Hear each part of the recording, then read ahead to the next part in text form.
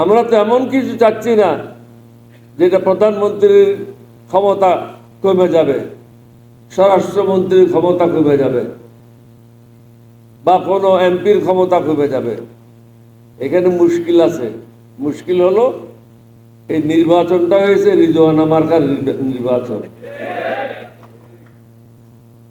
এবং এখানে শিক্ষিত লোকের সংখ্যা খুব কম। সংবিধান এরা অনেকে বুঝে না। সুতরাং দুই একজনে যেটা বলে সবাই মাথা নাড়ে। এটা হঠাৎ আমার খেয়াল বললো, পাকিস্তানে ছিলাম 50 বছর, 12 বছর, অনেক এমপি ইলেক্টেড হয়ে আসতো, লেখাপড়া জানতো না। অনেকে হুক্কা নিয়েও পার্লামেন্টে ঢুকতো। তো একজনে বললো যে ভাই তুমি তো ঘুমাচ্ছ। বলতো আমি ঘুমাচ্ছি, যখন হাত তুলতে বলে একটু টাকা দিও, আমি হাত তুলে নেবো। এখন এরকম হাত তোলার পার্লামেন্ট হয়ে গেছে।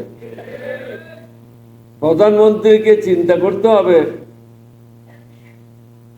যে যতই কিছু করুক না কেন শেষ পর্যন্ত দায়ভারটা আপনার উপরে আসবে।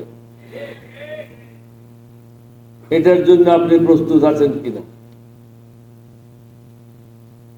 আপনার মাও বলেছে সংবিধান ছিঁড়ে ফেলাই দেওয়া, না বলে নাই? আপনার যে মহাসচিব আছে তিনিও বলেছেন, আপনার দলের অনেকেই বলেছেন। কেন বলেছেন? এখানে অনেকগুলি বৈষম্য রয়েছে।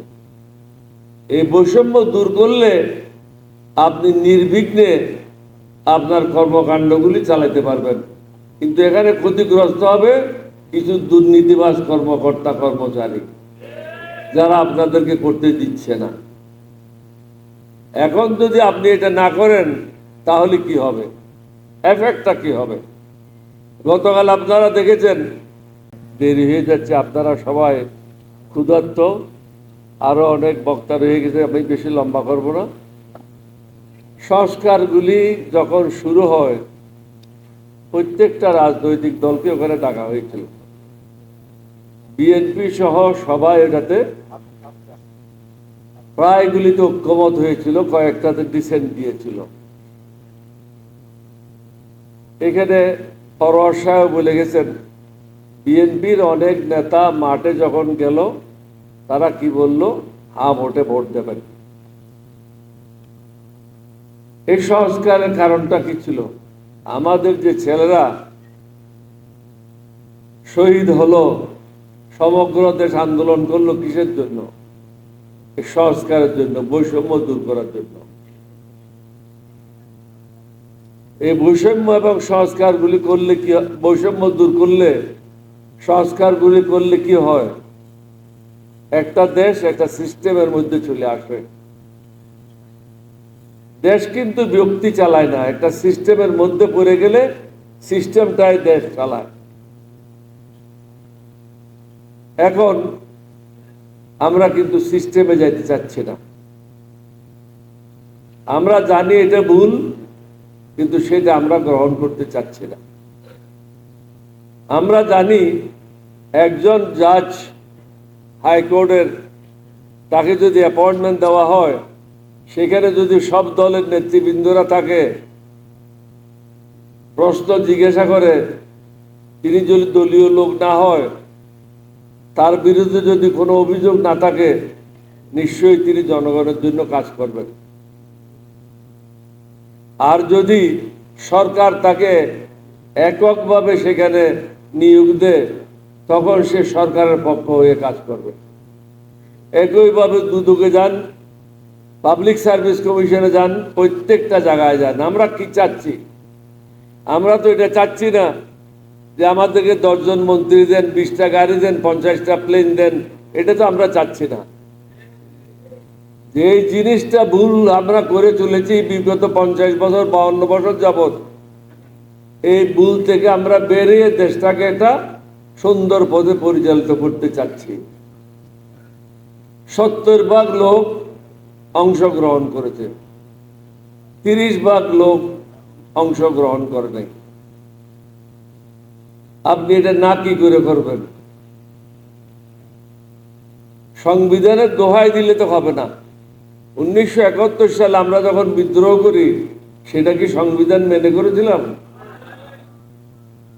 পরবর্তী পর্যায়ে অনেকগুলি কাজ হয়েছে, আমি প্রত্যেকটা সংগ্রামের সাথে লিপ্ত ছিলাম, নেতৃত্বে ছিলাম।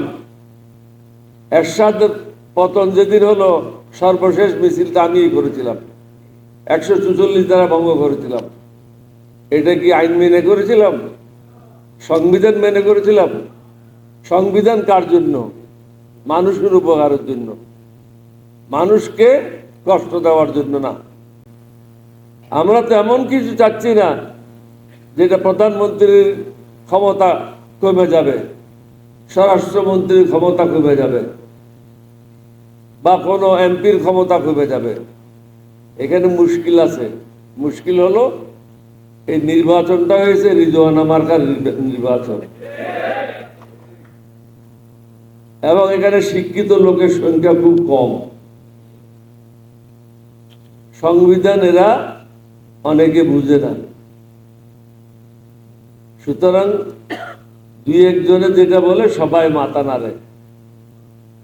এটা হঠাৎ আমার খেয়াল বললো, পাকিস্তানে ছিলাম 50 বছর, 12 বছর, অনেক এমপি ইলেক্টেড হয়ে আসতো, লেখাপড়া জানতো না, অনেকে হুক্কা নিয়েও পার্লামেন্টে ঢুকতো। তো একজনে বললো যে ভাই তুমি তো ঘুমাচ্ছ। বলতো আমি ঘুমাচ্ছি, যখন হাত তুলতে বলে একটু ধাক্কা দিও, আমি হাত তুলে নেবো। এখন এরকম হাত তোলার পার্লামেন্ট হয়ে গেছে। প্রধানমন্ত্রীকে চিন্তা করতে হবে যে যতই কিছু করুক না কেন, শেষ পর্যন্ত দায়ভারটা আপনার উপরে আসবে। এটার জন্য আপনি প্রস্তুত আছেন কিনা? আপনার মাও বলেছে সংবিধান ছিঁড়ে ফেলাই দেও, না বলে নাই? আপনার যে মহাসচিব আছে তিনিও বলেছেন, আপনার দলের অনেকেই বলেছেন।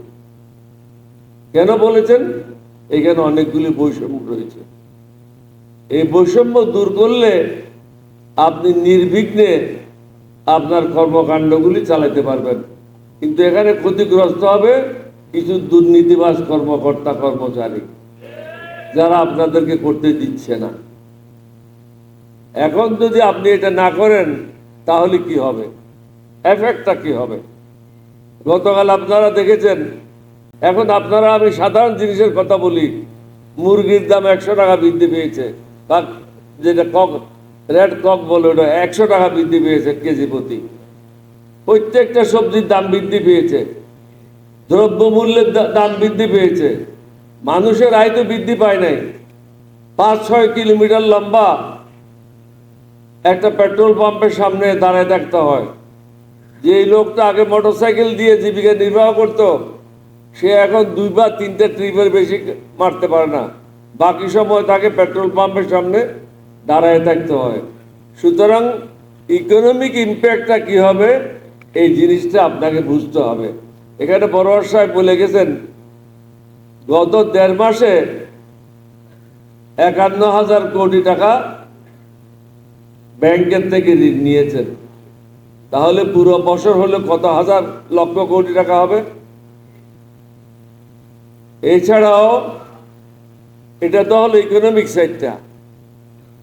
বাইরে যে অশান্তিটা হবে, এটা কিভাবে সামাল দেবেন? জনগণের মধ্যে অশান্তিটা সৃষ্টি যে হবে দ্রব্যমূল্যের কারণে, এটা সামাল দেওয়া সম্ভব হবে না। তারপরে আমরা তো বসে থাকবো না। আমরা কি বসে থাকবো? আঙ্গুল চুষবো? আমরা রাস্তায় নামবো। তাহলে কোনটা ঠেকাবেন? দ্রব্যমূল্য ঠেকাবেন, নিজের আসন ঠেকাবেন, না 11 দলীয় ঐক্য জোটকে থামাবেন? 11 দলীয় ঐক্য জোটকে ধাপে ধাপে রাস্তায় নামতে হবে। এটার বিকল্প নাই, সোজা আঙ্গুলে গিয়ে উঠবে না। আপনাদের সবাইকে ধন্যবাদ। বাংলাদেশ জিন্দাবাদ। আসসালামু আলাইকুম।